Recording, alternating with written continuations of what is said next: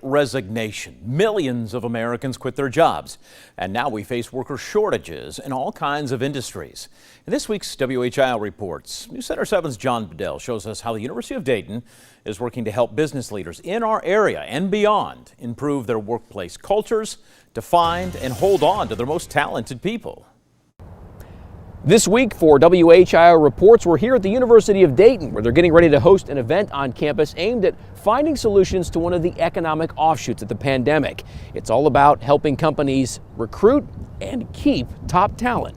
A new government report from the Bureau of Labor Statistics shows just how impactful the Great Resignation is. It shows 4.3 million people quit in December. That's down slightly from the record high of 4.5 million in November. The number one issue we're tracking right now is business leaders are really struggling to attract, manage, and retain the best talent. Bruce Tolgan is the CEO of Rainmaker Thinking and a guru on employee-employer relations. He'll be the guest speaker at an executive development program at the University of Dayton later this month.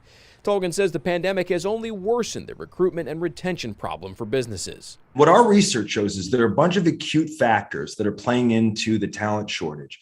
But the real story is there are huge long-term trends that are really driving the talent shortage. And these pandemic-related short-term factors are exacerbating the long-term trends. I mean, the real story here is what happened during the pandemic is that these long-term trends accelerated about 20 years in the course of 20 months. Tolgan says there are all kinds of factors leading to a smaller workforce, like baby boomers deciding to push up retirement a few years during the pandemic, people's family care needs changing, and people just rethinking their working lives and careers and what they want to do to take care of themselves and their families. What can employers do to attract folks back in the workforce? Is it as simple as better pay and better benefits? So you have to meet a competitive threshold when it comes to money. But more things besides money do matter. The number one thing other than money that people care about is more control over their own schedule.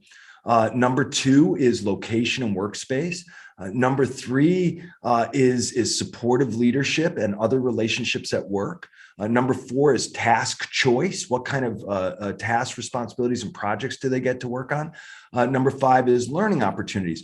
People care about all these things. UD's Center for Leadership is hosting the event. It's for HR and hiring professionals, managers, and anyone who has a hand in the hiring and retention process. So one of the things that our center has done for the last 20 plus years is to really assess and to ask organizational leaders from across the region and beyond what some of those burning issues. Brent Kondratz is the center's director at the University of Dayton. And this is one that came across loud and clear in some of the assessment work that we were doing actually early last year. So when it comes to identifying some really great thought leaders around this topic, that's where we reached out to Bruce. Bruce Tolgan has been with us on several different occasions and has actually been to our center to talk about this topic before. It was probably about 3 or 4 years ago, but we're in a different economic time.